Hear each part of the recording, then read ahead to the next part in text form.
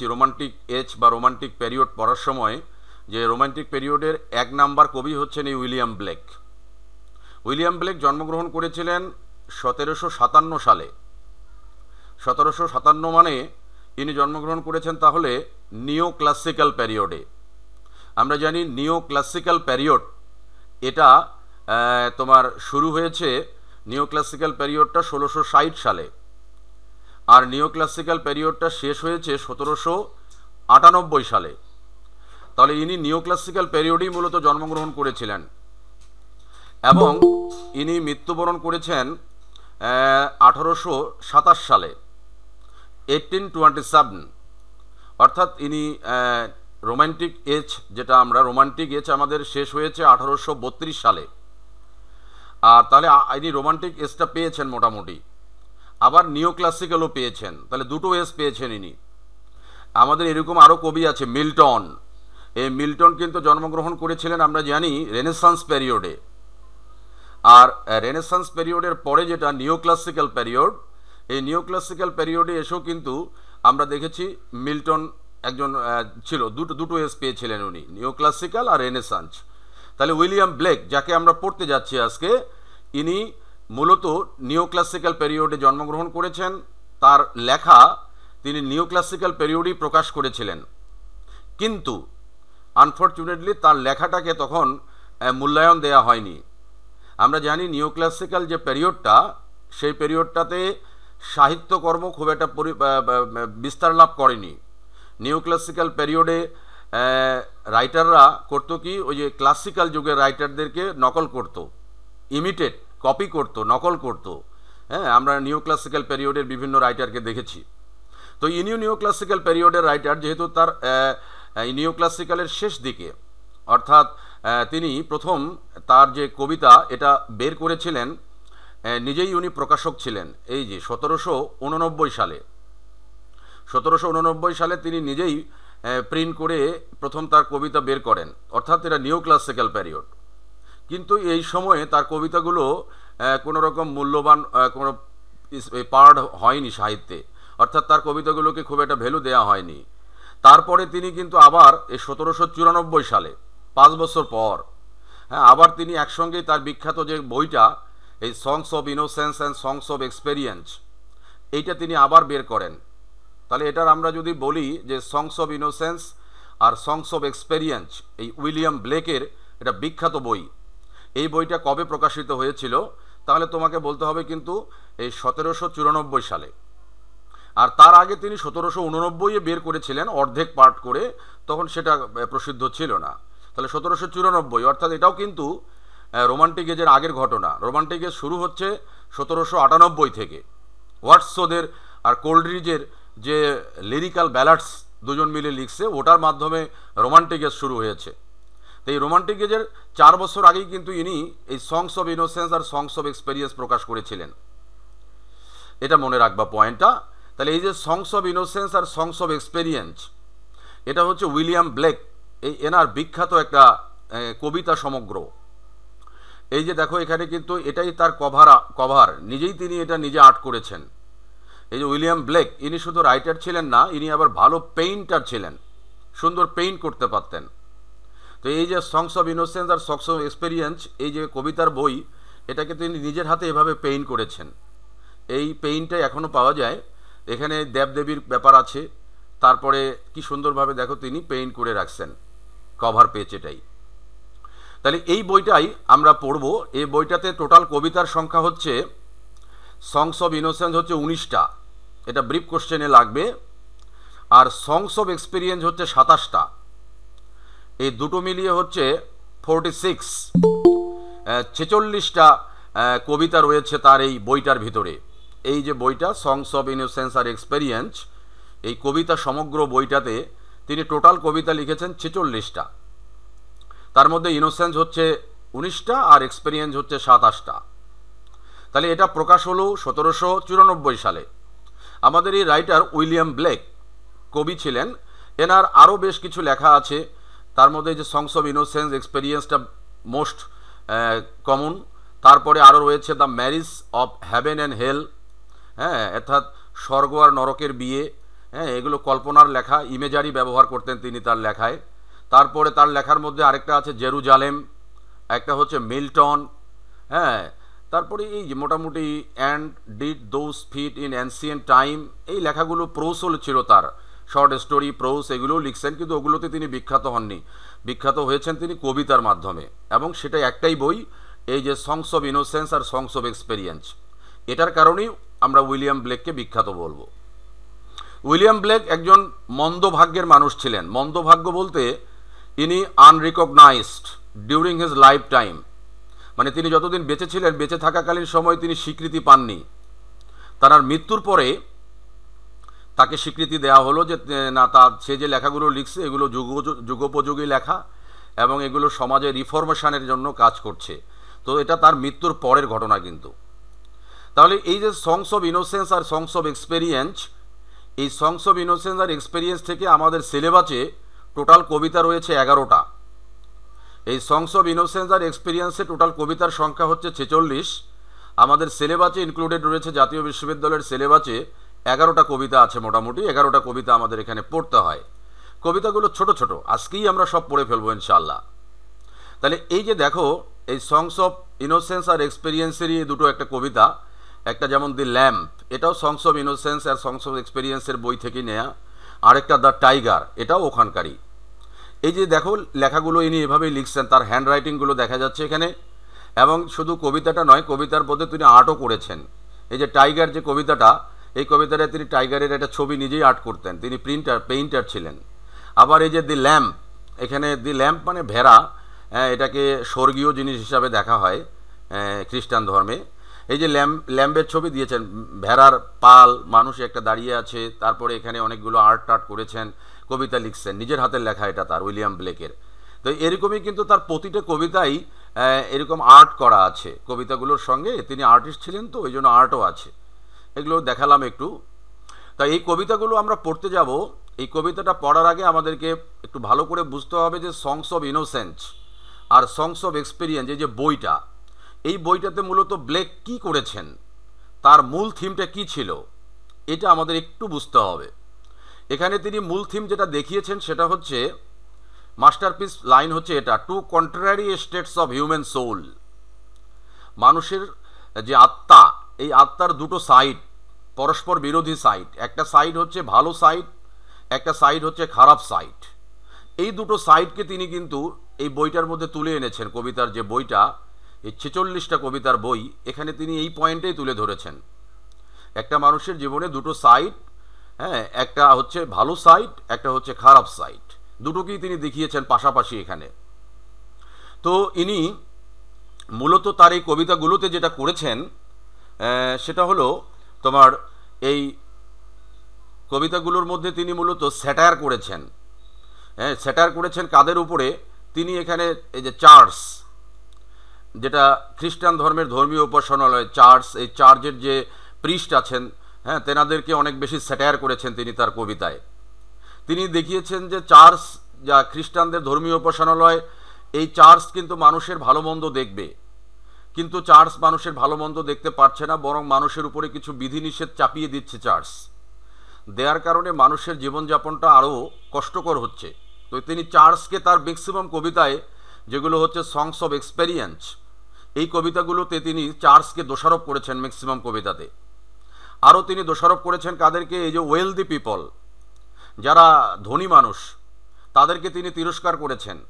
যে ইংল্যান্ড অনেক একটা উন্নত দেশ, এই দেশের ধনী মানুষ, তাদের এত ধনী মানুষ থাকার পরও মানুষ অভাবের কারণে, ছোট বাচ্চারা চিমনি সুইপারে কাজ করে, হ্যাঁ, বা মানে বিভিন্ন স্তরের মানুষ অভাব অনটনের কারণে নানান রকম খারাপ কাজ বেছে নিচ্ছে, প্রস্টিটিউশন বেড়ে গেছে অভাবের কারণেই। এইগুলো তিনি ক্রিটিসাইজ করেছেন এই যে ওয়েলদি পিপলদেরকে। আর কি করেছেন? এই যে প্রিস্ট অ্যান্ড কিং, হ্যাঁ, প্রিস্ট আর কিং যারা, এদেরকেও তিনি ক্রিটিসাইজ করেছেন। অর্থাৎ যারা ক্ষমতাশীল মানুষ, তাদেরকে তিনি প্রচুর ক্রিটিসাইজ করেছেন এই কবিতাগুলোর মাধ্যমে।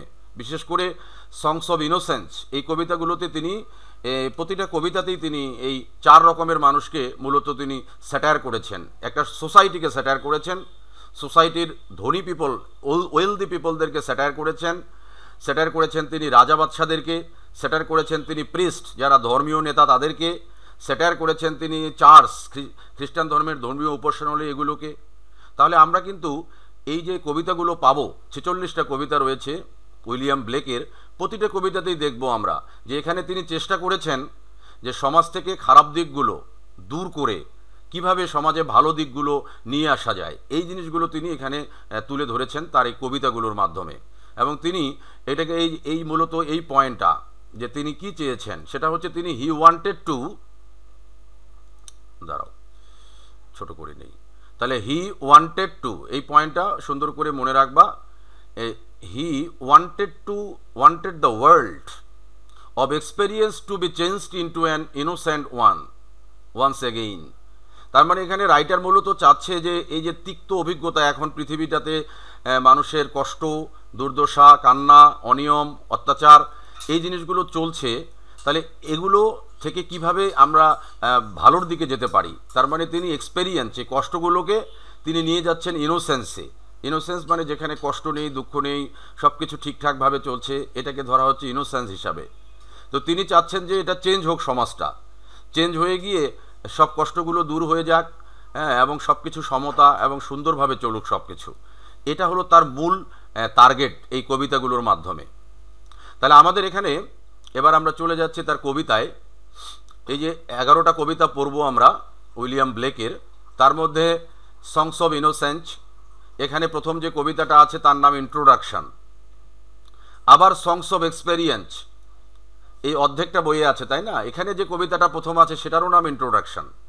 তাহলে এই কবিতাগুলো কিন্তু দুটো করে কবিতা ইনি প্রতিটা আইটেমের উপরে লিখেছেন। এটা গেল একটা ইন্ট্রোডাকশন, দুটো। তারপরে এসো দেখো এখানে আরেকটা কবিতা আছে নার্সেস সং, এটা কিন্তু দুটো কবিতা আছে, একটা হলো সংস অফ ইনোসেন্সে নার্সেস সং, আরেকটা হচ্ছে সংস অফ এক্সপেরিয়েন্সে গিয়ে নার্সেস সং। এটা দুটো কবিতা, তাহলে 4টা হলো। তারপরে আরও দুটো কবিতা দেখাচ্ছি, একটা হলো দি ল্যাম্প, এটা ওই যে ভেড়ার ছোট ভেড়া, হ্যাঁ, এটাকে স্বর্গীয় হিসাবে দেখানো হচ্ছে, এটা একটা ইনোসেন্সের কবিতা। আবার এটার সঙ্গে তিনি আরেকটা কবিতা লিখেছেন এক্সপেরিয়েন্সে গিয়ে দ্য টাইগার, দুটো একই জিনিস। তাহলে এটা প্যারালেল, একটা ভালো দেখাচ্ছে ইনোসেন্স, আরেকটা হচ্ছে কষ্ট দেখাচ্ছে এক্সপেরিয়েন্স। তাহলে 6টা কবিতা হলো। তারপরে আরও দুটো দেখাচ্ছি, এই যে চিমনি সুইপার, এটা একটা ইনোসেন্সে লিখেছেন ইনি, অর্থাৎ চিমনি সুইপার, হ্যাঁ, কীভাবে চিমনি সুইপাররা মনে সন্তুষ্ট পেতে পারে, তাদের এখানে কষ্ট দেখানো হয়নি, হ্যাঁ, তাদের মূলত আশার বাণী দেখানো হয়েছে। আবার চিমনি সুইপার আরেকটা আছে এক্সপেরিয়েন্স যে পার্টটা, সেখানে তিনি দেখিয়েছেন একজন চিমনি সুইপার, ছোট বাচ্চার কষ্ট, তার কান্না, তার বাবা মা তাকে ফেলে রেখে গেছে, বিক্রি করে দিয়ে গেছে, এইসব ব্যাপার দেখিয়েছেন তিনি এখানে। তাই পাশাপাশি দুটো কবিতা, একটা ইনোসেন্সে একটা এক্সপেরিয়েন্সে, নামও কিন্তু একই। তারপরে তিনি আরেকটা আরও দেখিয়েছেন, দেখো 8টা হলো। তারপরে আছে হলি থার্সডে, এটা তিনি করেছেন ইনোসেন্সের উপরে। এখানে তিনি দেখাবেন যে ছোট ছোট বাচ্চারা তারা এই যেদিন বন্ধের দিন থাকে হলি থার্সডে, হ্যাঁ, থার্সডেতে লন্ডন বন্ধ থাকে স্কুল কলেজ, তখন তারা কি মজা করে রোডের মধ্যে, তাদের আনন্দ ফুর্তি, তাদের আনন্দের চিৎকার, তারা সুখে আছে, এটা দেখিয়েছেন তিনি এখানে। আবার এই হলি থার্সডে এটা এক্সপেরিয়েন্সও রয়েছে, এখানে তিনি দেখিয়েছেন বাচ্চার কষ্ট, কান্না, হ্যাঁ, এই জিনিসগুলো তিনি এখানে তুলে ধরেছেন। তো এইগুলো কিন্তু প্যারালেল কবিতা, অর্থাৎ একটা ভালো দেখাচ্ছেন ইনোসেন্স, একটা কষ্ট দেখাচ্ছেন তিনি। তাহলে এটা 10টা হয়ে গেল। আরেকটা কবিতা আছে তোমাদের সিলেবাসে, সেটা হচ্ছে লন্ডন, এটা এক্সপেরিয়েন্স থেকে, এর ইনোসেন্স পার্টটা নেই। এটা লন্ডন দুটো কবিতা আছে কিন্তু, লন্ডন একটা হচ্ছে উইলিয়াম ব্লেক লিখছেন আগে, আর এরপরে কিন্তু ওয়াটসওয়ার্থ, ওটা আরেকটা কবিতা লিখবেন তিনি লন্ডনে, ওটা লন্ডন 1803 মেবি নাম আর কি, ওটাও লন্ডন কবিতাটার নাম। তাই এখানে প্রথম লিখছেন উইলিয়াম ব্লেক, তার এক্সপেরিয়েন্সের মধ্যে লন্ডন কবিতা আছে। এই লন্ডন কবিতায় তিনি লন্ডনের অনেকগুলো খারাপ দিক তুলে ধরেছেন, এই খারাপ দিকগুলো তুলে ধরে এটা এক্সপেরিয়েন্সে হয়েছে কবিতাটা। তাহলে এই যে মোটামুটি 11টা কবিতা তোমাদের সিলেবাসে ইনক্লুডেড, এই কবিতার আলোকে প্রশ্ন আছে, আমি দিয়েছি প্রশ্নের উত্তর সহকারে, হ্যাঁ, কোশ্চেন, ইম্পর্টেন্ট কোশ্চেন, তার উত্তরও দিয়েছি। তাহলে এখানে আমরা মোটামুটি 11টা কবিতা সম্পর্কে জানবো। এটা উইলিয়াম ব্লেক, এই ব্লেকের 11টা কবিতা এখানে তোমাদের সিলেবাসে কিন্তু 11টা কবিতাই রয়েছে। তাহলে প্রথম যে কবিতাটা রয়েছে ইন্ট্রোডাকশন, এখানে উইলিয়াম ব্লেক সংস অফ ইনোসেন্সের যে ইন্ট্রোডাকশন, সেখানে কি বলছেন দেখো, আমি এই পয়েন্ট তুলে ধরেছি প্রতিটা কবিতার নিচে নিচে তোমাদের অল্পতেই মনে রাখা সম্ভব হবে, কারণ অনেকগুলো কবিতা তো কতগুলো আর একটা একটা করে পড়ে মনে রাখবা। তাহলে এখানে এই যে কবিতাগুলো রয়েছে এই উইলিয়াম ব্লেকের, এই কবিতাগুলোতে কিন্তু একটা ড্রামাটিক এনভায়রনমেন্ট আছে।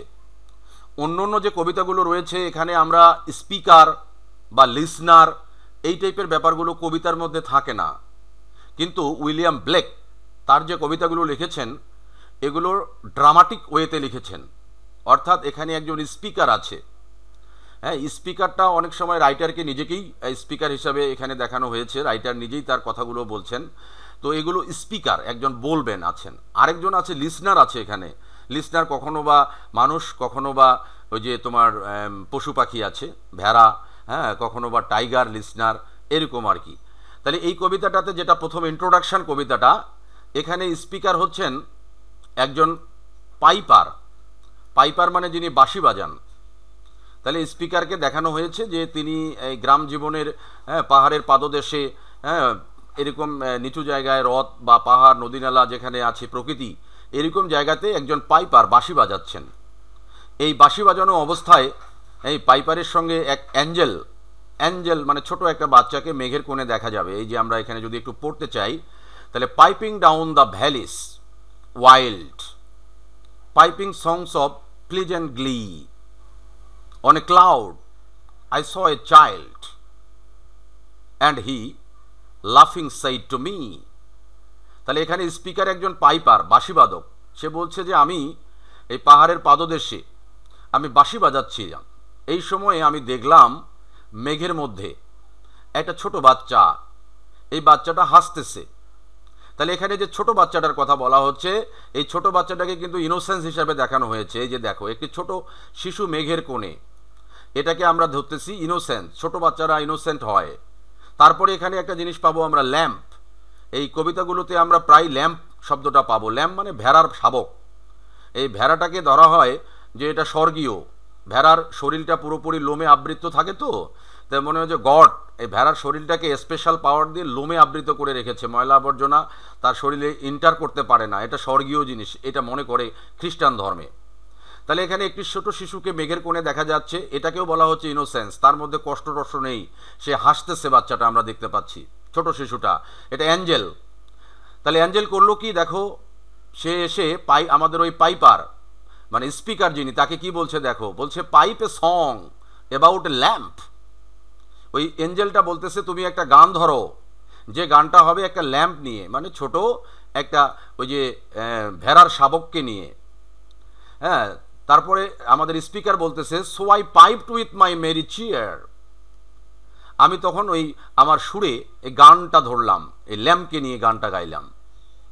তারপরে কি বলতেছে ছোট বাচ্চাটা দেখো, piper pipe that song again, ওই ছোট বাচ্চাটা বলতেছে পাইপার বাঁশিবাদক তুমি গানটা আবার গাও। So I piped he weep to hear, আমি গানটা আবার গাইলাম এবং সে গানটা শোনার পর সে কেঁদে ফেললো, এটা আনন্দের কান্না। এখানে কিন্তু কোনো কষ্ট আমরা এই পর্যন্ত দেখতে পাচ্ছি না, এখানে আমরা দেখতে পাচ্ছি একটা ছোট বাচ্চা মেঘের কোণে এসে সে পাইপারকে যেটা যেটা বলতেছে পাইপার সব কথা তাই শুনছে। তার মানে এখানে কোনো ক্যাওয়াস কষ্ট এটা নেই, এখন পর্যন্ত আমরা কোনো কষ্টের এখানে কোনো জিনিস দেখতে পাইনি। বলছে ড্রপ দাই পাইপ দাই হ্যাপি পাইপ, এবার ওই ছোট বাচ্চাটা বলতেছে পাইপারকে যে তোমার যে বাঁশিটা এটা তুমি ফেলে দাও, তোমার যে মধুর বাঁশি, ভালোবাসি, সুখের বাঁশি, এটা তুমি এখন ফেলে দাও। তারপরে কি বললো, sing thy song of happy cheer, so I sang the same song again. এবার খালি মুখে গানটা গাইতে বললো বাঁশি বাদ দিয়ে, তা খালি মুখে গানটা আবার গাইলো piper. While he weep with joy to hear, এবারও গানটা শুনে ছোট বাচ্চাটা কাঁদলো, আনন্দের কান্না। তারপরে কি হলো দেখো, পাইপার এবার ছোট বাচ্চাটা বলতেছে piper sit the down and write. এই যে দি শব্দটা এটা হচ্ছে আগের যে ছিল ইংরেজি সাহিত্য, ওল্ড ইংলিশে বা গ্রিক লিটারেচারে বা মিডল ইংলিশে, তখন কিন্তু এই যে রোমান তারপরে ইতালিয়ান এইসব কিছু ভাষা এগুলো কিন্তু আসলে ব্যবহার করা হতো ইংরেজি সাহিত্যে। তো তখন কিন্তু এই দি শব্দটা ওই জন্যই ব্যবহার করা হয়েছে, তুমি এটা। বলছে piper sit the down and write in a book that all may read এবার ওই ছোট বাচ্চাটা বলতেছে, পাইপার তুমি এখন এই একটা কাজ করো, তুমি তোমার গানটাকে এবার তুমি এটা কাগজ, একটা কিছুর মধ্যে লেখো, একটা বই লেখো, হ্যাঁ, যাতে করে সব বাচ্চারা এই গানটা শুনতে পারে। আমি তো একাই শুনছি এখন, কিন্তু এবার তুমি লেখো। তাহলে কি হলো, so he vanished from my side, তারপরেই ছোট বাচ্চাটা ওই মেঘের কোণ থেকে হারিয়ে গেল। অ্যান্ড আই প্লাকড এ হলো রিড, লেখক বলতেছে এরপরে আমি করলাম কি, আমি একটা কলম নিলাম, প্রাকৃতিক কলম, এটা গাছের ডাল থেকে, এবং সেটা দিয়ে লেখা শুরু করলাম। দেখো পরে বলেছে, and I made a rural pen and I stained the water clear and I wrote my happy songs every child may joy to hear. তাহলে ছোট বাচ্চাটা তো বলেই চলে গেল, লিখতে বলে গেল রাইটারকে বা স্পিকারকে বা আমাদের এই বংশীবাদক পাইপারকে। তারপরে সে করলো কি, প্রকৃতির কলম নিয়ে সে এই গানটাকে তখন আর মুখে মুখে না বলে এটা লিখে ফেললো, এবং এই গানটা যাতে সবাই শুনতে পারে, সব বাচ্চারা, শুধু একটা বাচ্চা না, একটা হ্যাপি সং গাইলো। তাহলে আমরা এই কবিতার মধ্যে কি দেখলাম, এই ইন্ট্রোডাকশন কবিতাতে দেখলাম যে এখানে কোনো রকম ক্যাওয়াস, বিশৃঙ্খলা, মনের কষ্ট কোনো কিছু নেই। এখানে ইনোসেন্ট, এখানে ছোট বাচ্চাকে দেখানো হয়েছে, এখানে যে ল্যাম্প, ভেড়ার পালকে দেখানো হয়েছে, বা এভরি চাইল্ড, ছোট বাচ্চাদের বলা হচ্ছে, এগুলো সবগুলো ইনোসেন্স নির্দেশ করেছে। তাহলে এখানে সর্বোপরি আমরা দেখতে পাচ্ছি একটা শান্ত পৃথিবী। এই পৃথিবীতে কোনো ভেজাল, ক্যাওয়াস এগুলো কোনো কিছু নেই। এখানে একটা ছোট বাচ্চা, একটা বয়স্ক মানুষ পাইপার, তাকে যা যা বলছে সে কিন্তু সবগুলোই শুনলো, অর্থাৎ বাচ্চাটার মনে আর কোনো কষ্ট থাকলো না। তাহলে এখানে ইনোসেন্স পাওয়া যাচ্ছে এই ইন্ট্রোডাকশান কবিতায়। তাহলে ইন্ট্রোডাকশান মানে বুঝতেই পারছো কোনো কিছুর শুরু। তাহলে ইন্ট্রোডাকশান, এই যে তার বইটা সংস অফ ইনোসেন্স বা সংস অফ এক্সপেরিয়েন্স, উইলিয়াম ব্লেকের বইটা, এখানে ইন্ট্রোডাকশানটাতে আমরা দেখলাম যে রাইটার যে লেখালেখি শুরু করছে, এই লেখালেখির পিছনে কি কারণ, এই কারণটা কিন্তু তুলে ধরেছে। তিনি কারণ হিসাবে দেখিয়েছেন যে আমাকে অ্যাঞ্জেল বা গড, হ্যাঁ, এই গডের ইচ্ছার উপরেই আমি কিন্তু আজকে লেখালেখিটা শুরু করলাম। অনেক এটা সুন্দর তিনি ইন্ট্রোডাকশান দিয়েছেন তার এই বইটার শুরুতেই। আবার দেখো ইন্ট্রোডাকশান আরেকটা কবিতা রয়েছে, এটা কিন্তু সংস অফ এক্সপেরিয়েন্সে, ওই একটা বইতেই দুটো পার্ট আছে, তাই না? ইনোসেন্সে কবিতা রয়েছে, আমি আগেই বলেছি ইনোসেন্সে কবিতা রয়েছে 19টা মাত্র, আর এক্সপেরিয়েন্সে রয়েছে বেশি কবিতা, 27টা, দুটো মিলিয়ে 46টা কবিতার হচ্ছে এই বইটা। তাহলে এবার এক্সপেরিয়েন্সের ইন্ট্রোডাকশানে কি বলা হলো দেখো, এখানে এবার বলছে হিয়ার দ্য ভয়েস। ও তোমাদের এই যে এই লাইনটা, এটা আমি দাগিয়ে রেখেছি, এটা হলো ইম্পর্টেন্ট ফর এক্সপ্লানেশন, ব্যাখ্যার জন্য ইম্পর্টেন্ট। এটা আমি প্রতিটা কবিতাতেই এভাবে মার্ক করে দিয়েছি, তোমাদের সুবিধা হবে ধরার জন্য। তাহলে this two lines is important for explanation, code it, এটা দাগিয়ে রেখো। এবার তাহলে ইন্ট্রোডাকশন বলতেছে এক্সপেরিয়েন্সের, এখানে কি বলছে দেখো, এখানে বলছে here the voice of the bird, BARD, এই বার্ড মানে কিন্তু কবি। আমরা আগে পড়েছিলাম শেক্সপিয়ার, তেনাকে বলা হতো বার্ড অফ অ্যাভন, হ্যাঁ, অ্যাভনের বার্ড মানে অ্যাভনের কবি বলা হতো শেক্সপিয়ারকে। তাহলে এই বার্ড মানে কিন্তু কবি। তাহলে এখানে বলেছে hear the voice of the bard who present, past and future sees, important for explanation. বলছে যে এবার রাইটার নিজেকে কি বললো দেখো, এবার স্পিকার বা রাইটার ইনি কিন্তু নিজেকে একজন বার্ড বা কবি হিসাবে এবার উপস্থাপন করেছেন। এর আগের কবিতায় কিন্তু তেনাকে দেখা গেছে পাইপার হিসাবে, এবার দেখা যাচ্ছে কবি হিসাবে, এবং তিনি সাধারণ মানুষকে বলতেছেন যে hear the voice of the bard, কবির কথা শোনো। তখন তো ছিল ইন্ডাস্ট্রিয়াল ডেভেলপমেন্ট, মানুষ ইন্ডাস্ট্রিয়ালি প্রচুর ডেভেলপ করেছে এবং অনেক অনিয়ম চলছিল সমাজটাতে। তো ওই জন্য রাইটার এবার এই সংস অফ এক্সপিরিয়েন্সের ইন্ট্রোডাকশানে বলতেছে সাধারণ মানুষকে যে কবির কথা শোনো, যে কবি প্রেজেন্ট, পাস্ট, ফিউচার সবই দেখতে পায়। এটা কবিরকে সে হাইলাইট করছে। Whose arts have heard the holy word, the walked that walked among the ancient trees. এখানে রাইটার বলতেছে যে এই হোলি ওয়ার্ড মানে পবিত্র শব্দ, যে পবিত্র শব্দগুলো মূলত জেসাস খ্রিস্ট, যে খ্রিস্টান ধর্মের প্রবর্তক, এই জেসাস খ্রিস্ট তিনি বলছে যে তিনি যে আসছিলেন পৃথিবীতে, এসে তিনি এই আদিম গাছপালা বা বিভিন্ন জায়গায় হেঁটে বেরিয়েছেন, এবং তার যে কথাগুলো মানবতার জন্য যে কথাগুলো তিনি বলেছেন, তো একজন কবি সেই মানবতার কথাগুলোই বলতে পারে। তাহলে কবি অতীত, বর্তমান, ভবিষ্যৎ সবই দেখতে পারে, এবং কবি যে কথাগুলো বলে সেগুলো জেসাস খ্রিস্টের কথা, অর্থাৎ মানবতার কথা বলে কবি। এবার রাইটার অনুরোধ করতেছে সবাইকে যে এই মানবতার কথা যারা বলে তাদের কথা শোনো, মানে কবির কথা শোনো। কবি এখানে নিজেকে বলতেছে সবাইকে যে এখানে তোমরা ইন্ডাস্ট্রিয়াল ডেভেলপমেন্টে না গিয়ে তোমরা আমি কি বলছি একটু শোনো। তার কথাগুলো বলছে সে এক্সপেরিয়েন্সে এসে। বলছে calling the left soul and weeping in the evening dew that might control the starry pole and fallen light renew. তো রাইটার এবার কষ্ট পেয়ে বলতেছেন যে কোলাপস সোল, আমাদের যে মানুষগুলো পৃথিবীতে আছে এই মানুষগুলোর সোল আত্মা নষ্ট হয়ে গেছে, এখন কুরুষিত দূষিত হয়ে গেছে। তো বলছে এই কোলাপস সোল বা দূষিত আত্মাগুলোকে কিন্তু আসলে এগুলো আশা ছেড়ে দেওয়া যাবে না, আমাদেরকে এই আত্মাগুলোকে ব্যাক করে নিয়ে আসতে হবে পৃথিবীতে। অর্থাৎ এই আত্মাগুলোকে এক্সপেরিয়েন্স থেকে, অর্থাৎ খারাপ অভিজ্ঞতা থেকে আমাদেরকে ইনোসেন্সে আনতে হবে। অর্থাৎ এগুলো ভালো হিসাবে আমাদের ব্যবহার করতে হবে, এটাকে রেখে দেওয়া যাবে না বা নষ্ট হয়ে যাচ্ছে নষ্ট অবস্থায় দেওয়া যাবে না। তাহলে ইন্ট্রোডাকশন এক্সপেরিয়েন্স কবিতে আমরা দেখতে পাচ্ছি রাইটার হতাশ, কবি হতাশ। তিনি মানুষগুলোকে বলতেছে যে লেফট সোল, এদের আত্মাগুলো মরে গেছে, নষ্ট হয়ে গেছে। অর্থাৎ তিনি পৃথিবীর মানুষগুলোকে বলতেছে যে আমরা ভুল পথে চলছি। হ্যাঁ, এই জিনিসটা কিন্তু তিনি এখানে তুলে ধরেছেন। তারপরে বলছে দেখো ও আর্থ রিটার্ন, মানে কষ্টের কথা বলছে রাইটার। পৃথিবীকে বলতে পৃথিবী তুমি ফিরে আসো, তুমি যে নষ্ট পথে চলে গেছো ফিরে আসো তুমি। Arise from out the dewy grass. বলছে যে সকালবেলা যেমন এই ঘাসের মধ্যে শিশির পড়ে, ঘাসে যদি ময়লা থাকে কিন্তু সকালবেলা সেই শিশির গুলোর কারণে ঘাসটা কিন্তু ময়লা ধুয়ে গিয়ে একদম একেবারে সবুজ ঘাস দেখা যায়। একটা রাস্তার পাশ দিয়ে যদি ট্রাক যায় তাহলে ঘাসের মধ্যে ধুলোবালি পড়ে, কিন্তু সকালবেলা তুমি যদি ওই ঘাসগুলোকে দেখো তাহলে ঘাসগুলো কিন্তু আবার সবুজ হয়ে যায়। অর্থাৎ রাতের বেলা শিশির পরে ধুলোবালিটা পরিষ্কার হয়ে যায়। তো পৃথিবীটাকে এবার রাইটার বলতেছে যে পৃথিবী তুমি ফিরে আসো, যে ময়লা আবর্জনা আছে এই ময়লা আবর্জনাগুলোকে শিশির যেমন ধুয়ে ফেলে ঘাসটাকে সকালবেলা, তেমনি করে মানুষের যে ময়লা আবর্জনাগুলো আছে এগুলোকে পরিষ্কার করে আবার নতুন একটা পৃথিবী নিয়ে ফিরে আসো। আমি আগেই বলেছি যে রাইটার এখানে কিন্তু বারবার এই এক্সপেরিয়েন্স থেকে ইনোসেন্সে ব্যাক করতে বলবে।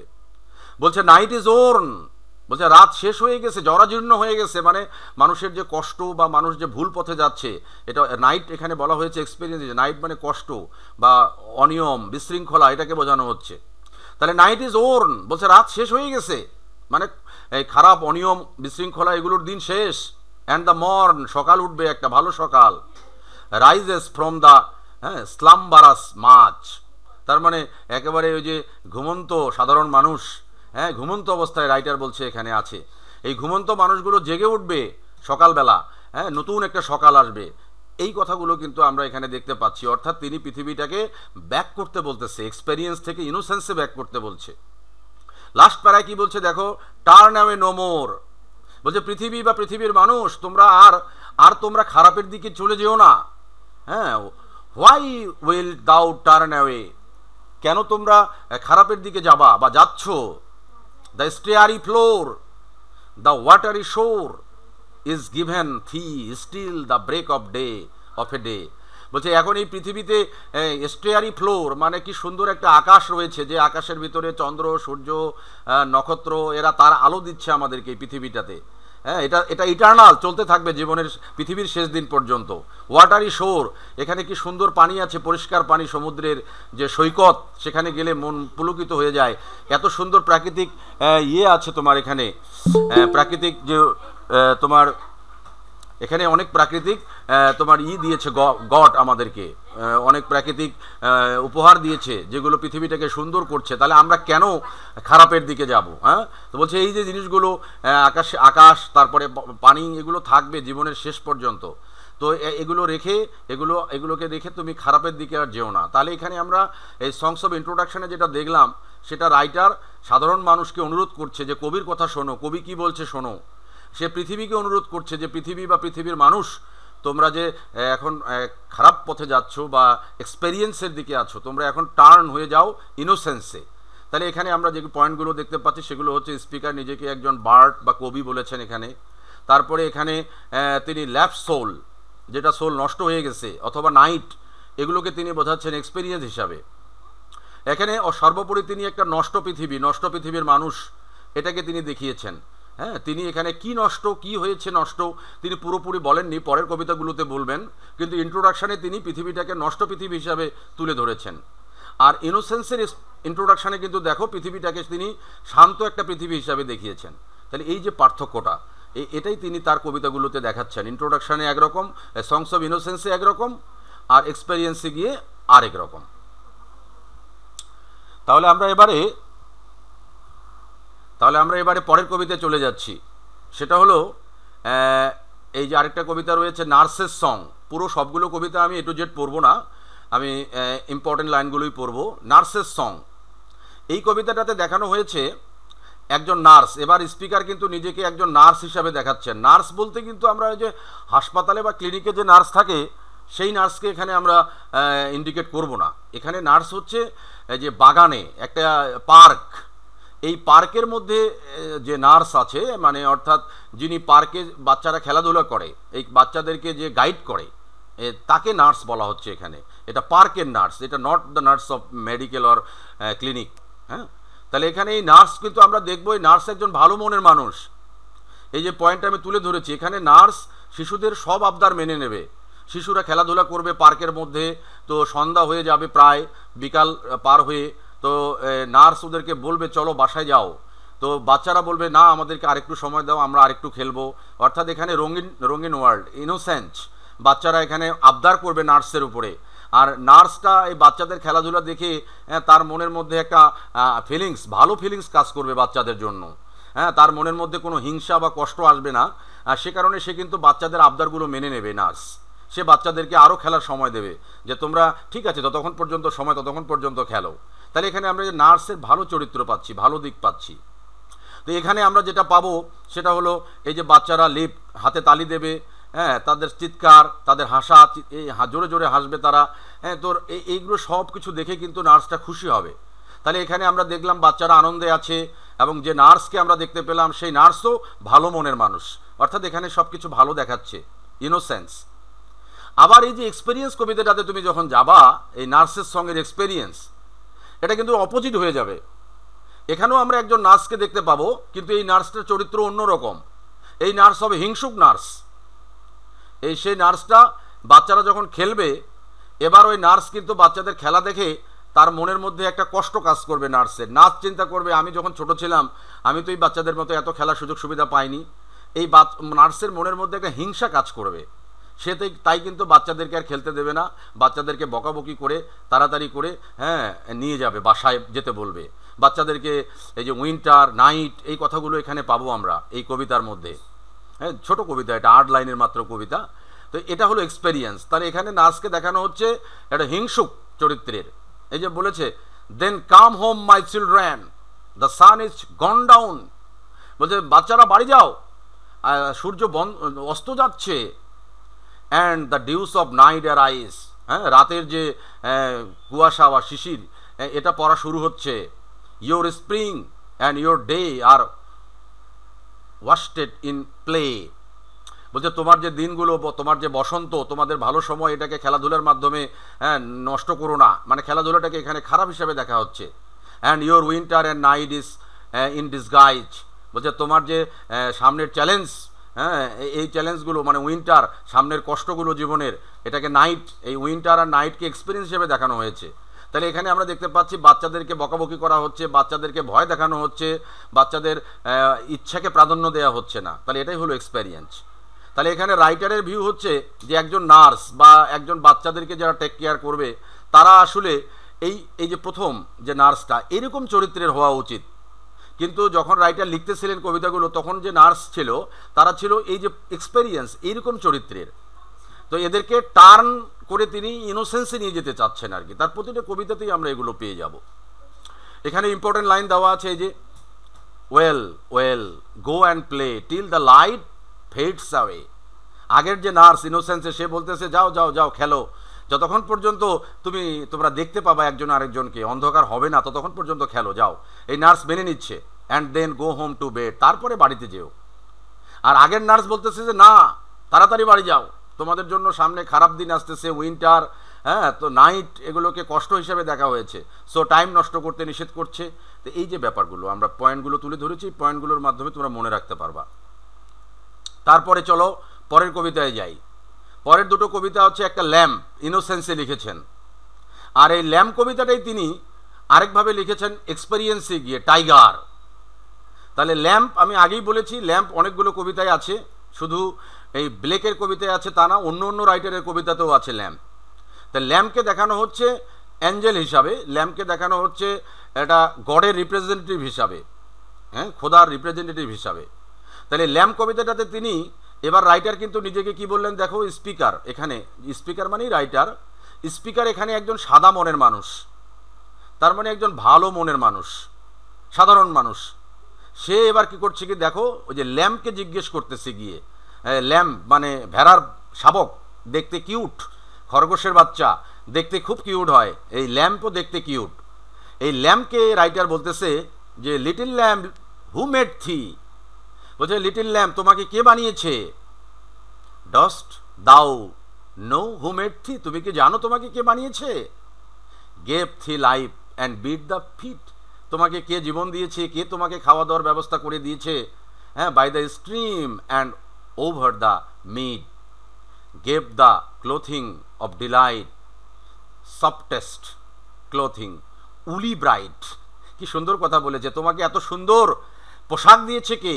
অর্থাৎ এই ল্যাম্প ভেড়ার বাচ্চাটাকে বলছে যে তোমার যে শরীরটা লোমে একদম হেভি লোম দিয়ে আবৃত, এই লোমের কারণে তোমার শরীরে ময়লাও যায় না, তোমার শরীরে ঠান্ডাও যায় না। তা তোমার এই যে ড্রেসটা, এটা কে বানিয়ে দিল? হ্যাঁ, এত সুন্দর করে সেই ল্যাম্পকে জিজ্ঞেস করছে। লাস্টে গিয়ে দেখো বলছে little lamp I will tell thee, এবার স্পিকার বলতেছে লিটল ল্যাম্প আমি তোমাকে বলছি তোমাকে কে বানিয়েছে। Little lamp I will tell thee, he is called by the name for he calls himself A lamp. বলছে যে এই খোদারই রূপ হচ্ছে ল্যাম্প, খোদারই আরেকটা রূপ হচ্ছে ল্যাম্প। হ্যাঁ, এখানে ল্যাম্প খোদাকে দেখানো হয়েছে আর কি, এটা গডের রিপ্রেজেন্টেটিভ হিসাবে দেখানো হয়েছে। He is meek and he is smile, he became a little child, I a child thou a lamp, we are called by his name. বলছে এখানে তুমি হচ্ছ একটা ল্যাম্প, ছোট বাচ্চা শাবক, আর আমি ছোট একটা শিশু। লেখক এখানে তার নিজেকে শিশু শৈশবে ফেরত নিয়ে গেল, যে আমি শিশু। আমরা দুজনেই হচ্ছে খোদারই রূপ, দুনিয়াতে খোদার রূপ হিসাবে শিশুদেরকে দেখানো হয়েছে, আর খোদারই আরেকটা রূপ হিসাবে দেখানো হয়েছে এই ল্যাম্পকে। শিশু আর ল্যাম্পকে তিনি একসঙ্গে এখানে তুলনা করেছেন এবং এগুলোকে পজিটিভ হিসাবে দেখেছেন। এখানে কোনো গণ্ডগোল, কখনো কোনো সমস্যা দেখানো হয়নি এই কবিতার মধ্যে, ল্যাম্প কবিতায়। লাস্টে গিয়ে বলেছে এখানে লিটল ল্যাম্প গড ব্লেস থি, লিটল ল্যাম্প গড ব্লেস থি। শেষে গিয়ে তিনি কবিতা ওই ল্যাম্পকে বলেছেন যে ছোট ল্যাম্প তোমাকে আল্লাহ তোমাকে ইয়ে করুক, তোমার প্রতি সদয় হোক, ব্লিস ইউ, ব্লিস থি, তোমার প্রতি ইয়ে থাক, সন্তুষ্ট থাক, সদয় থাক, অর্থাৎ তুমি ভালো থাকো। তো এই কবিতার মধ্যে আমরা যে লিটল ল্যাম্প, তারপরে এই লিটল ল্যাম্পকে আমরা দেখতে পাচ্ছি তাহলে এখানে ইনোসেন্স হিসাবে, লিটল ল্যাম্প বা গড বা চাইল্ড এগুলোকে ইনোসেন্স হিসাবে দেখানো হয়েছে, এবং এখানে কোনো কেওয়াস গণ্ডগোলের কথা বলা হয়নি। এবং এখানে ইম্পর্টেন্ট লাইন হচ্ছে এই লাইনটা, এই চারটা লাইন, এগুলো হচ্ছে ইম্পর্টেন্ট ফর এক্সপ্লানেশন, ব্যাখ্যার জন্য ইম্পর্টেন্ট। আবার দেখো ওই ল্যাম্প কবিতাটার কাউন্টার তিনি করেছেন আরেকটা কবিতা, সেটা টাইগার। টাইগার বানানটা তখন আগে ছিল এরকম TYGER, এটা আগের বানান, আর এখনকার নতুন বানান তো TIGER, সেম মিনিংটা সেম, টাইগার। এবার তিনি টাইগারকে দেখছেন, এবার রাইটার কিন্তু কি তাহলে নিজেকে স্পিকার কি মনে করছেন? সাধারণ মানুষ, সাধারণ মানুষ এখানেও। তাহলে সাধারণ মানুষ হিসাবে এবার তিনি টাইগারকে প্রশ্ন করে ফেলতেছেন, টাইগারকে নিয়ে চিন্তা করতেছেন। Tiger, tiger burning bright in the forests of the night, what immortal hand or eye could frame thy fearful symmetry? বলছে বাঘকে দেখে যে টাইগার তোমার যে হার্ট এত শক্তিশালী, এটাকে কে তৈরি করলো?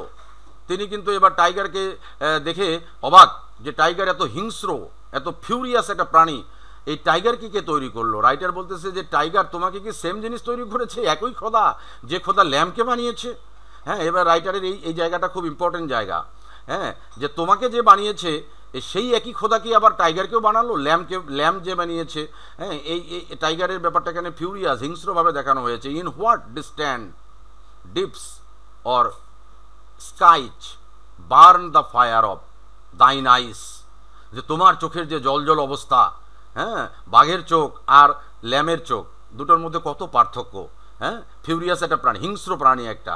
তো এই লেখক এখানে কিন্তু হিংস্রতা দেখাচ্ছে, এক্সপেরিয়েন্স দেখাচ্ছে টাইগারকে উপস্থাপন করে আর কি। তো এখানে এই যে ইম্পর্টেন্ট লাইন আছে, when the stars threw down their spears and watered heaven with their tears, did he smile his work to see, did he who made the lamp made thee. এই লাস্ট লাইনটা, did he who made the lamp made thee, হ্যাঁ, তাহলে বলছে যে তোমাকে বানিয়েছে সে কি ওই ল্যাম্পকে বানিয়েছে? তার মানে টাইগারকে হিংস্র দেখাচ্ছে। বলছে টাইগারের হার্ট, এই হার্ট তৈরি করার সময়, হ্যাঁ, তাহলে কি বিধাতা যিনি তৈরি করেছেন তাহলে হার্টটা আরও কত কঠিন। এবার কিন্তু তিনি বিধাতাকে দেখাচ্ছেন কঠিন হিসাবে, কঠিন হৃদয়ের মানুষ হিসাবে। আর আগের যে ল্যাম্প কবিতাটা, এখানে কিন্তু দেখাচ্ছিলেন নরম সরম, একদম একটা মাইল্ড, মানে এক কথায় একটা একেবারেই নরম এবং একে শান্তশিষ্ট জিনিস হিসাবে দেখাচ্ছে রাইটারের। দুই জায়গায় তিনি এখানে খোদাকে দুইভাবে দেখাচ্ছেন। এই যে এখানে আমরা দেখব টাইগারের হিংস্রতা, এই জিনিসগুলোকে আমরা কিন্তু এখানে দেখব এক্সপেরিয়েন্স হিসাবে। তাহলে এই দুটো কবিতাও প্যারালেল, একটা ল্যাম্প আর একটা টাইগার। এই যে ইম্পর্টেন্ট লাইন রয়েছে এক্সপ্লানেশনের জন্য, এটা দাগ দিয়ে নিবা তোমরা বইয়ের মধ্যে। তারপরে দুটো কবিতায় চলে যাচ্ছি, দুটো কবিতাই হচ্ছে চিমনি সুইপার। এই চিমনি সুইপার একটা লিখছেন তিনি ইনোসেন্সে, আরেকটা লিখছেন তিনি এক্সপেরিয়েন্সে। এই দুই রকম চিমনি সুইপারকে দেখাচ্ছেন। প্রথম যে ইনোসেন্সে আছে, এখানে স্পিকার নিজেই একজন চিমনি সুইপার মানে ওই যে ইটের যে ভাটা, সেখানে যে ওই যে চিমনি রয়েছে, মানে যেদিক দিয়ে ধোঁয়া বের হয় আগুন জ্বালানোর পরে, এই চিমনিটা পরিষ্কার করতে হয়। তো চিমনিটা যেহেতু ছোট হয়, তাই বড় মানুষ সেখানে ঢুকতে পারে না, চিমনির ভিতরে ঢুকে পরিষ্কার করে দিতে হয় চিমনিটাকে। আর এই জন্য কিন্তু তখন লন্ডনের ছোট বাচ্চাদেরকে এই চিমনি সুইপারে কাজ করা হতো। চিমনি সুইপার তারাই ছিল চিমনি সুইপার, এবং তাদের অনেক কষ্ট হতো এই চিমনি সুইপারি কাজ করার জন্য। তারা পড়াশোনা বাদ দিয়ে অভাব অনটনের কারণে, মূলত এই ইন্ডাস্ট্রিয়াল রেভলিউশনের কারণে এই ছোট বাচ্চা, শিশুশ্রম ছিল তখন খুব ইংল্যান্ডে, এই চিমনি সুইপারটা শিশুশ্রম। তাহলে এখানে আমরা প্রথম যে কবিতাটা ইনোসেন্সে পাবো, এখানে দেখব একটা চিমনি সুইপার, ছোট বাচ্চা, সে বলতেছে কি জানো, আরেকটা চিমনি সুইপার ছোট বাচ্চা, সে ওই চিমনি সুইপারের কাজে এসছে। তো আসার পরে সে কাজ করতে পারছে না, কান্নাকাটি করে সবসময়, মা বাবার জন্য কান্নাকাটি করে। চিমনি সুইপারে কাজ করতে গিয়ে অনেক কষ্ট হয়, হ্যাঁ, এই জন্য তার কান্নাকাটি বেশিরভাগ সময় করে সে। আর এই কান্নাকাটি দেখে আমাদের যে স্পিকার, সে হচ্ছে আরেকজন চিমনি সুইপার, সে একটু বড় বয়সে। সে আবার এই ছোট চিমনি সুইপার যেটা পরে এসছে বাচ্চাটা, ওকে বোঝাচ্ছে যে এখানে কান্নাকাটি করা যাবে না, হ্যাঁ, বা ভালো দিন আমাদের অবশ্যই আসবে একটা সময়, ইত্যাদি ইত্যাদি আশার বাণী দেখাচ্ছে সে। এবং একটা সময় গিয়ে দেখা যাবে ছোট যে বাচ্চাটা, এই বাচ্চাটা যখন ঘুমাবে স্বপ্নের মধ্যে, এই বাচ্চাটা দেখতে পাবে একটা অ্যাঞ্জেল, হ্যাঁ, মানে গডের উপস্থিতি দেখতে পাবে। এই অ্যাঞ্জেল এসছে, হ্যাঁ, তাকে রক্ষা করার জন্য। তাদের সবাইকে এই চিমনি সুইপারের কাজ থেকে নিয়ে যাচ্ছে, কাজটা না করে, হ্যাঁ, কাজটা বন্ধ করে তাদের সবাইকে উদ্ধার করে এখান থেকে নিয়ে যাবে অ্যাঞ্জেলটা। অর্থাৎ এখানে আমরা দেখতে পাবো একজন চিমনি সুইপারের আশার বাণী। অর্থাৎ এখানে রাইটার এই অ্যাঞ্জেল বলতে বোঝাচ্ছেন আসলে যে অ্যাঞ্জেল বলতে প্রিস্ট, যারা চার্চের লোক, তা অথবা যারা কিং, রাজা, এরা যদি কখনো এসে এই চিমনি সুইপারদের কাজটাকে বন্ধ করে দেয়, বাচ্চাদের শিশুশ্রমটাকে বন্ধ করে দেয়, হ্যাঁ, দিয়ে বাচ্চাদেরকে পড়াশোনার জায়গায় ব্যাক করে নিয়ে যায়। এই জন্য এখানে কিন্তু অ্যাঞ্জেল বলতে কিং বা প্রিস্ট, এদেরকে বোঝানো হচ্ছে যে একটা বিশাল পাওয়ার, এই পাওয়ারটা বন্ধ করে দেবে একসময় চিমনি সুইপারে বাচ্চাদের কষ্টগুলো। তো এই গল্পটাতে কিন্তু একজন চিমনি সুইপার আরেকজন চিমনি সুইপারকে সান্ত্বনা দিল। আবার পরের যে চিমনি সুইপার গল্পটা, পয়েমটা রয়েছে এক্সপেরিয়েন্স, এখানে কিন্তু চিত্র ভিন্ন। এখানে আমরা দেখতে পাবো যে একজন ছোট চিমনি সুইপার, হ্যাঁ, সে কষ্ট তার দেখব, সে কান্না করছে। এই যে দেখো, a little black thing among the snow crying weep in notes of woe, where are thy father and mother say, they are both gone up to the church to pray. এই যে চার্চকে এখানে তিরস্কার করা হয়েছে। এখানে ছোট বাচ্চা, এই চিমনি সুইপার, এই যে এখানে ব্ল্যাক থিং এবং স্নো, মানে এখানে বোঝাচ্ছে যে সাদা বলতে এই সাদার মধ্যে যদি কোনো ব্ল্যাক জিনিস পাওয়া যায় তাহলে দেখতে কেমন দেখা যায়। চিমনি সুইপার বাচ্চাগুলো এগুলোকে ব্ল্যাক হয়ে যায়, এদের গোটা শরীরের মধ্যে কালি ভরে যায়, সকালবেলায় কাজ শুরু করে। তো এদেরকে বলা হচ্ছে black thing among the snow, মানে আমাদের যে পৃথিবীটা, এটাকে স্নো বলা হচ্ছে, লন্ডনকে। যে এই ভদ্র জায়গায় হুট করে ব্ল্যাক থিং, এক টুকরো কালো মানুষ, মানে ওই যে কালো বলতে কৃত্রিম কালো, এ কান্না করছে। তার মানে একজন চিমনি সুইপার বাচ্চা, সে কাঁদতেছে, কষ্টের কান্না। হ্যাঁ, এখানে তাকে স্পিকার একজন সাধারণ মানুষ। এই কান্নাটা শোনার পর এবার স্পিকার তাকে জিজ্ঞেস করতেছে, পরের লাইনে দেখো, বলছে হ্যাঁ, হোয়ার দাই ফাদার অ্যান্ড মাদার, তোমার বাবা মা কোথায়, কাঁদছো কেন? তারপরে বাচ্চাটা উত্তর দিচ্ছে, they are both gone up to the church to pray.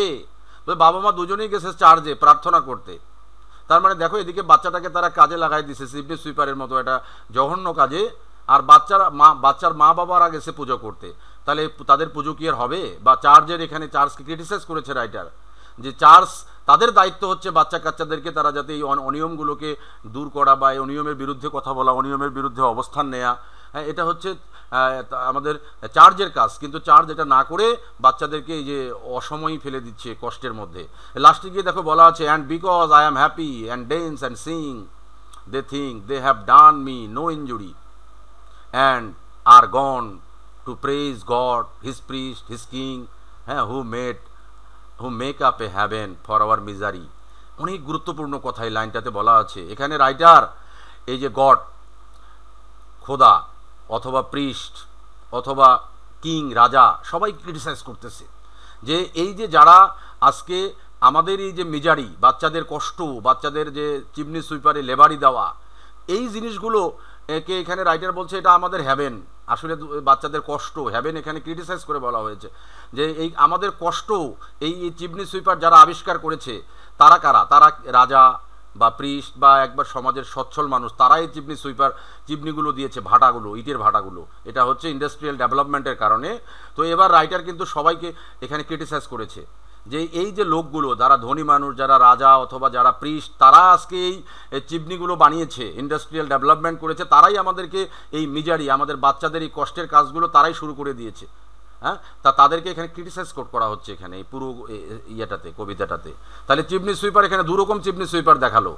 এক চিমনি সুইপারকে দেখতে পেলাম, তারা আনন্দে আছে, তারা কান্নাকাটি কষ্ট থামাচ্ছে, তারা স্বপ্নে দেখলো এঞ্জেল আসবে, তাদেরকে এখান থেকে নিয়ে যাবে, তারা স্বপ্ন আশা দেখতেছে। আর পরের চিমনি সুইপারে গিয়ে দেখলাম এই চিমনি সুইপার ছোট বাচ্চাটার খুব কষ্ট, কান্নাকাটি করছে, সে কষ্ট ব্লেম দিচ্ছে চার্চকে, ব্লেম দিচ্ছে রাজাকে, ব্লেম দিচ্ছে ধনী মানুষগুলোকে। তাহলে এখানে উইন্টার, স্নো, এগুলো সব এক্সপেরিয়েন্স। তাহলে এখানে রাইটার বোঝাচ্ছে যে চিমনি সুইপার বন্ধ করে দাও, ভাটাগুলো বন্ধ করে দিয়ে বাচ্চাদেরকে এইভাবে উদ্ধার করে নিয়ে বাচ্চাদেরকে স্কুলে নিয়ে যাও। এই দুটো কবিতার মাধ্যমে কিন্তু রাইটার এই মেসেজটা দিচ্ছে লন্ডনের সাধারণ রাজাকে, লন্ডনের মানুষকে এই মেসেজটা দিচ্ছে যে চাইল্ড লেবারটা বন্ধ করে দাও। এই দুটো গল্পের মধ্যে আমরা তাই পেলাম, দুটো ইয়ার মধ্যে, কবিতার মধ্যে। তারপরে লাইটটা দিয়ে দাও ক্লাস, একবার ইয়ে করছো। হলি থার্সডে আরেকটা কবিতা রয়েছে এখানে, এটা হচ্ছে ইনোসেন্স। এখানে আমরা দেখব যে স্পিকার, যিনি রাইটার বা স্পিকার, ইনি নিজেকে সাদা মনের মানুষ। আবার সাদা মনের মানুষ মানে অনেক ভালো মানুষ, হ্যাঁ, তার মধ্যে খুব একটা কষ্ট নেই, এই সাদা মনের মানুষ হিসাবে উপস্থাপন করা হয়েছে নিজেকে। এখানে এই হলি থার্সডে, এটা থার্সডে হচ্ছে বন্ধের দিন লন্ডনে। এই বন্ধের দিনে অনেকগুলো বাচ্চা, হাজার হাজার বাচ্চা, স্কুল ছুটি, তারা লাইন ধরে সবাই মিলে যাচ্ছে ওই যে তোমার চার্চে, পলস, ডোম অফ পলস, এই চার্চের ওখানে যাবে প্রার্থনা করার জন্য। আনন্দে আছে তারা সবাই। এই যে নদী থেমস নদী, লন্ডনের থেমস নদী রয়েছে, এই থেমস নদীটার পানি সঙ্গে তুলনা করছে বাচ্চাদেরকে। এই যে দেখো বলা আছে, it was on a holy Thursday, their innocent faces clean, the children walking two and two in red and blue and green, gray-haired beadles walked before with wands as white as snow, till into the high dome of Paul's they like Thames water's flow. এখানে বলছে যে ছুটির দিনে হাজার হাজার বাচ্চা দুজন দুজন করে লাইন ধরে, কি রঙিন কাপড় পরে, কি সুন্দরভাবে তারা রোডে যাচ্ছে। আর তাদের সামনে আছে কে? এই যে পাকা চুলের, গ্রে হেডেড, পাকা চুলের একজন ব্যক্তি, যে এদেরকে গাইড করে নিয়ে যাচ্ছে বাচ্চাদেরকে। হ্যাঁ, তো এই বাচ্চারা কোথায় যাচ্ছে? এই যে ডোম অফ পলস মানে এদের খ্রিস্টানদের একটা বড় উপাসনালয়। বাচ্চাদেরকে দেখতে কেমন হচ্ছে তখন? এই যে থেমস নদীতে যেমন পানির ফ্লোটা যায়, এই বাচ্চারা এরকম পানির ফ্লো, বাচ্চারা এখানে আনন্দ ফুর্তি চিৎকার চেঁচামেচি করে করে যাচ্ছে আর কি। হ্যাঁ, এই জিনিসটা আমাদের এখানে দেখা হয়েছে, এখানে এসে ভালোভাবে দেখানো হয়েছে। বাচ্চারা আনন্দে আছে, বাচ্চারা হলি থার্সডেতে উপভোগ করছে এই এখানে বাচ্চাদের কোনো কষ্ট নেই, এই জিনিসগুলো এখানে কিন্তু বলা আছে আমাদের। তাহলে এখানে এই যে যেগুলো ইম্পর্টেন্ট লাইন সেগুলোকে আমি অন্য কালার দিয়েছি। হ্যাঁ, এখানে বাচ্চাদের আনন্দ ফুর্তির ব্যাপারগুলো দেখানো হয়েছে। এই যে আমি পয়েন্টগুলো তুলে ধরেছি, যেখানে ছুটির দিনে হাজার হাজার শিশু আনন্দের সাথে এই পলস বা মন্দিরে যাবে এবং তাদেরকে দেখতে থেমস নদীর পানির ঢেউয়ের মতো। হ্যাঁ, এখানে অ্যাঞ্জেল আছে, ল্যাম্প আছে, এগুলো ইনোসেন্সের প্রতীক। এখানে বাচ্চাদের কোনো কষ্ট নেই, আনন্দ দেখানো হয়েছে। আবার দেখো এক্সপেরিয়েন্সে সেই হোলি থার্সডে কবিতাটা কেমন হলো। এখানে কিন্তু দেখানো হয়েছে বাচ্চাদের অনেক কষ্ট, সেটা কেমন দেখো। Is this a holy thing to see in a rich and fruitful land, babies reduced to misery, fed with cold and usurious hand। বলছে এটা কি সেই জায়গা, ল্যান্ড মাটি, দেশ লন্ডন, হ্যাঁ, এটা কি সেই উর্বর মাটি, হ্যাঁ, যেখানে মানে ভালো জিনিস, বাচ্চাদের কষ্ট দুর্দশা এই এই এই এই লন্ডনের মতো জায়গায়। হ্যাঁ, রাইটার বলতেছে যে এটাই কি সেই লন্ডন, যে লন্ডনে বাচ্চাদের কোনো নিরাপত্তা নেই।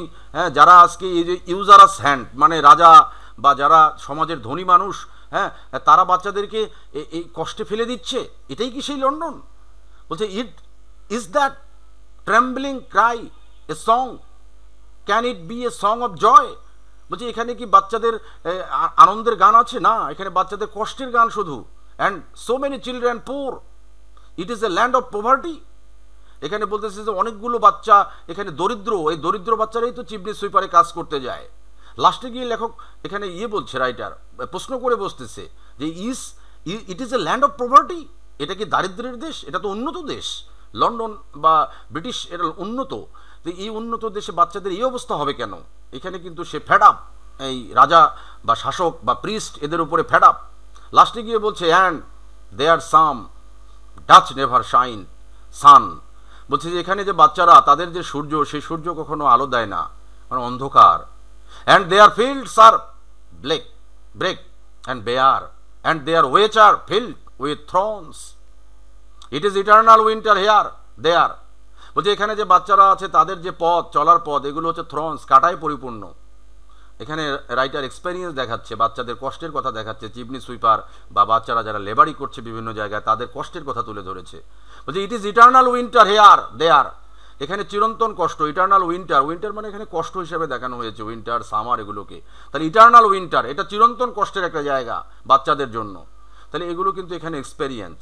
তাহলে রাইটার বলতেছে যে বাচ্চাগুলোকে কাজকর্ম থেকে এভাবে সরিয়ে এদেরকে এক্সপেরিয়েন্স, মানে এই যে হলি থার্সডে, এই ইনোসেন্সের মতো হতে হয় বাচ্চাগুলোকে। এখানে সবগুলো বাচ্চা যাতে এরকম আনন্দে থাকে। কিছু বাচ্চা আছে যারা কষ্টে আছে, তাদেরকে সে এই আনন্দের জায়গায় নিয়ে যেতে বলতেছে। কাদেরকে বলতেছে? যারা সমাজের ধনী মানুষ, যারা কিং রাজা, তাদেরকে বলতেছে আর কি।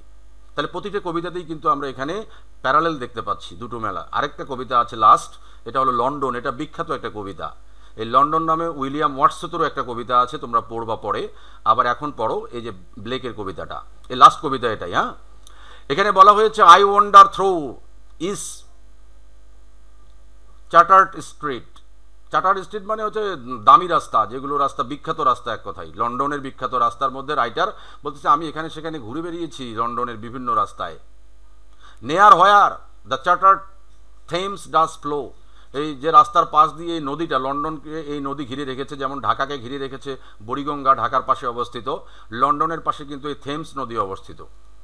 তো এই থেমস নদী পাশ রাস্তা, যেটা পাশ দিয়ে গেছে রাস্তা, মানে একেবারে ভালো রোড, দামি রোড, এই রোডগুলোতে সে হেঁটে হেঁটে বেরিয়েছে রাইটার অনেক।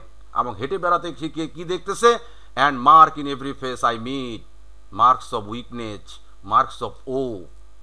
আর আমি যে লোকগুলোকে এই রাস্তায় হাঁটে বেড়ার সময় দেখেছি, আমি তাদের মুখের মধ্যে আমি দেখি উইকনেস, দুর্বলতা, তাদের মুখমণ্ডলের মধ্যে, তাদের মুখের মধ্যে ও কষ্ট আমি তাদের মধ্যে দেখেছি। তাহলে এখানে পুরো লন্ডন শহরে সে ঘুরে বেড়াচ্ছে এবং এখানে অনেকগুলো মানুষকে ক্রিটিসাইজ করবে এই কবিতাটার মধ্যে। এখানে তিনি ক্রিটিসাইজ করবেন রাজাদেরকে, ক্রিটিসাইজ করবেন এখানে তিনি চার্চের প্রিস্টদেরকে, ক্রিটিসাইজ করবেন তিনি সমাজের ধনী ব্যক্তিদেরকে। হ্যাঁ, দেখো এই যে বলা আছে in every cry of every man, in every infant's cry of fear, in every voice, in every ban the mind forgot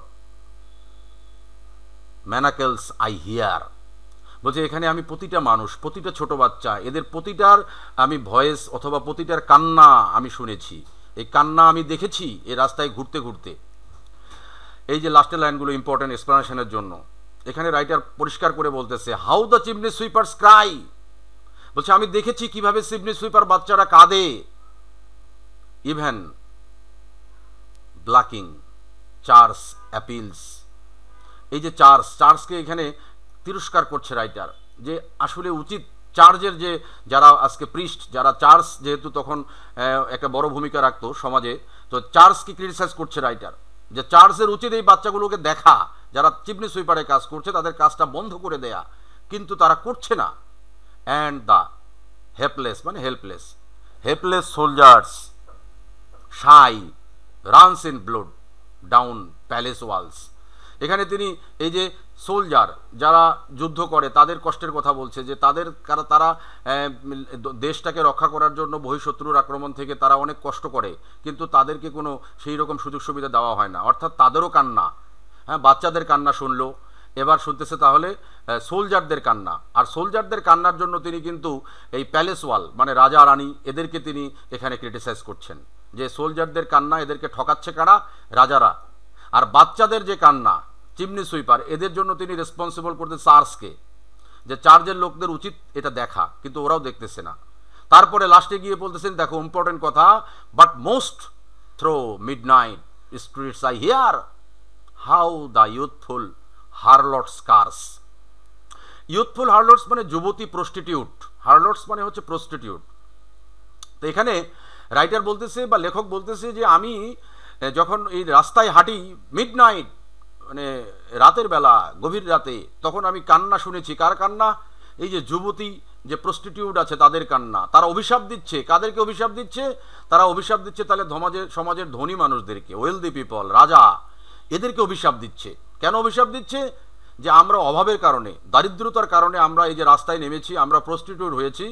হ্যাঁ, কিন্তু এখানে অনেক ব্যারিয়ার, নিয়ম নীতি, হ্যাঁ, এটা তারা অভিশাপ দিচ্ছে। এই ধনী মানুষগুলোকে, রাজাগুলোকে অভিশাপ দিচ্ছে যে আমরা যদি আজকে আমাদের অভাব না থাকতো তাহলে আমাদেরকে রাস্তায় নামতে হতো না। হ্যাঁ, তারপরে বলতেছে যে এই যে যারা প্রস্টিটিউট আছে তাদের ঘরে যদি কোনো সন্তান জন্মগ্রহণ করে তাহলে সেই সন্তানের কান্না এটা রাইটার শুনতে পাচ্ছে, মানে অনেক কষ্টের কান্না। হ্যাঁ, and lights with plague the marriage hearse, মানে এখানে প্লেগ মানে একটা রোগ, বড় রকম রোগ। এইগুলো কারণেই আমাদের ওই যে ওই সময় লন্ডনে ম্যারিজ হার্স মানে বিয়ে খুব ভেঙে যেত। হ্যাঁ, বিয়েগুলো থাকতো না। এই অসম জিনিসগুলোকে তিনি তুলে ধরেছেন তার এই লন্ডন কবিতার মধ্যে। এখানে তিনি অনেক রকম জিনিসকে স্যাটায়ার করেছেন। এক নাম্বার তিনি স্যাটায়ার করেছেন সোসাইটিকে, তারপরে করেছেন চার্চকে, স্যাটায়ার করেছেন তিনি কিং, প্যালেস, এগুলোকে স্যাটায়ার করেছেন, তিনি ধনী মানুষকে স্যাটায়ার করেছেন। তার মানে এখানে তিনি খারাপ দিকগুলো তুলে ধরেছেন। এখানে তিনি যে চিমনি সুইপার, তারপরে হেল্পলেস সোলজার, ইউথফুল হারলটস, এগুলো সবগুলোই কিন্তু এক্সপেরিয়েন্স, এগুলো ইনোসেন্স নয়। তো এখানে তিনি সমাজের বিভিন্ন মানুষের কান্না, কষ্ট, এগুলোকে তুলে ধরেছেন এই লন্ডন কবিতার মাধ্যমে। এবং তিনি অনুরোধ করেছেন তাহলে যে এগুলো যাতে বন্ধ হয়, শিশুশ্রম বন্ধ হয়, তারপরে মানুষের যাতে দারিদ্রতা না থাকে, হ্যাঁ, কাউকে ঠকানো না হয়, এই রিফরমেশন চাচ্ছেন ইনি আর কি। তাহলে এই হচ্ছে তার মোটামুটি 11টা কবিতা, যে কবিতাগুলো সবগুলোতেই থিম একই রকম, সবগুলোতেই তিনি ক্রিটিসাইজ করেছেন এক্সপেরিয়েন্স কবিতাগুলোতে। এই যে চার্চকে, কিংকে, বিভিন্ন জায়গাকে এটা আমি এখানে তুলে ধরেছি, ক্রিটিসাইজ করেছেন। এই যে কোথায় কোথায় চার্চ, ওয়েলদি পিপল, তারপরে প্রিস্ট, তারপরে কিং, সোসাইটি, এগুলোকে তিনি ক্রিটিসাইজ করেছেন। হ্যাঁ, তো এই হলো তোমার উইলিয়াম ব্লেকের এই সংস অফ ইনোসেন্স আর এক্সপেরিয়েন্সের 11টা কবিতা, যেটা তোমাদের সিলেবাসের মধ্যে রয়েছে। একদিনেই আমরা পড়ে ফেললাম। তো তোমাদের এই যে নোটগুলো রয়েছে আমার প্রতিটা কবিতার পিছনে, এই নোটগুলো it will help you more, এটা তোমাকে অনেক হেল্প করবে। এই নোটগুলো ভালো করে মনে রাখলেই তোমার কোন কবিতায় কি বলা হচ্ছে এটা কিন্তু পয়েন্টটা তোমার মনে থাকবে। আর এটা পড়া হয়ে গেলে এই 11টা কবিতার আলোকে তোমাদের কিছু কোশ্চেন আছে। যেমন এখানে আমি একটা শর্ট কোশ্চেন দিয়ে রেখেছি, সেটা হলো যে লন্ডন কবিতাটার মধ্যে আমাদের উইলিয়াম ব্লেক তিনি লন্ডনের কি কি সমস্যা তুলে ধরেছেন এই লন্ডন কবিতাটাতে। হ্যাঁ, তো এই জিনিসগুলো আমি যেটা বললাম একটু আগে সেগুলো এখানে আমি লিখে দিয়েছি। তারপরে এখানকার জন্য ইম্পর্টেন্ট একটা ব্রড কোশ্চেন হচ্ছে comment on Blake's treatment of childhood. এই যে তার সংস অফ ইনোসেন্স কবিতাগুলো বা সংস অফ ইনোসেন্স কবিতা, এক্সপেরিয়েন্স কবিতাগুলো, এই দুই কবিতাতেই আমরা দেখলাম মূলত একটা শিশু শ্রমটাকে কিন্তু এখানে হাইলাইট করে তিনি লিখেছেন এই আমাদের উইলিয়াম ব্লেক। তার কবিতাগুলোতে কিন্তু এখানে এই যে অনেকগুলো কবিতা রেফারেন্স দিয়ে, কবিতার এরকম লাইন মাঝখানে যদি তুমি ঢুকাই দাও ব্রড কোশ্চেনে, তোমার কবিতার ব্রড কোশ্চেনগুলো লিখতে গেলে কিন্তু পোয়েট্রি পার্টে এভাবেই লিখতে হয়। প্যারা করলাম, করার পরে দুটো তিনটা লাইন দিয়ে দিলাম একটা কবিতার, যেমন এখানে ল্যাম্প কবিতা দুটো লাইন দিয়েছি, তারপরে আরেকটা কবিতা দিয়েছি নার্সের সং থেকে আরও 4টা লাইন। এটা আমাদের প্রশ্নটাকে সুন্দর করবে, মার্কটা তখন বেড়ে যাবে। যদি এক একটা ব্রড কোশ্চেনে 20 মার্ক করে থাকতো তাহলে অবশ্যই প্রতিটা ব্রড কোশ্চেনই আমাদের এরকম লিখতে হতো। আমরা first year, second year, third year, fourth ইয়ারে এই প্রশ্নগুলোর মাঝখানে এভাবে আমরা লাইন তুলে দিতাম, সেটা ড্রামারও লাইন তুলে দিতাম অথবা কবিতারও লাইন তুলে দিতাম। কিন্তু তোমাদের এখন 10 মার্ক, তো ওই জন্য অনেকেই দিতে চায় না, এটা লেবার দিতে হয় এটার পিছনে অনেক। তো এখানে আমাদের এই যে লাইন তুলে দিয়েছি আমি, 3-4টা কবিতার লাইন তুলে দিয়েছি। হ্যাঁ, তারপরে অনেক উত্তরটা সুন্দর করে করেছি যে পুরো ব্লেক তার কবিতাগুলোতে কীভাবে চাইল্ডহুডকে দেখালেন, এটা এই পয়েন্টগুলো। তারপরে আরেকটা ইম্পর্টেন্ট প্রশ্ন রয়েছে, সেটা হলো consider William Blake as a social critic. এই কোশ্চেনটা অনেক ইম্পর্টেন্ট। আমি আশা করি তোমাদের উইলিয়াম ব্লেক থেকে এই দুটো কোশ্চেন ব্রড পড়লেই তুমি যে কোনো কোশ্চেন আনসার করতে পারবা। একটা হলো চাইল্ডহুড, ট্রিটমেন্ট অফ চাইল্ডহুড, ব্লেকের সবগুলো কবিতা রেফারেন্স দিতে হবে। আরেকটা হচ্ছে এই যে সোশ্যাল ক্রিটিক, এই আমাদের ব্লেক, এই সোশ্যাল ক্রিটিক তো আমি বলেই দিলাম, মেইন তার কবিতাগুলো এক্সপেরিয়েন্সের যে কবিতাগুলো সবগুলোতেই আমরা দেখতে পাবো সোসাইটিকে তিনি অ্যাটাক করছেন, কিংকে অ্যাটাক করছেন, চার্চকে অ্যাটাক করছেন। এই পয়েন্টগুলো আমি এখানে তুলে ধরেছি এই প্রশ্নটাতে। এই হলো তোমাদের এখানকার কোশ্চেনগুলো। আর এক্সপ্লানেশন তো আমি দেখিয়ে দিলাম, এই প্রতিটা কবিতার মধ্যেই এই যে যেগুলো কালার করা আছে লাইন, এগুলোই হচ্ছে এক্সপ্লানেশনের জন্য ইম্পর্টেন্ট। তো এই লেকচারটা এখানেই শেষ। হ্যাঁ, আশা করি তোমরা লেকচারটা বুঝতে পেরেছো।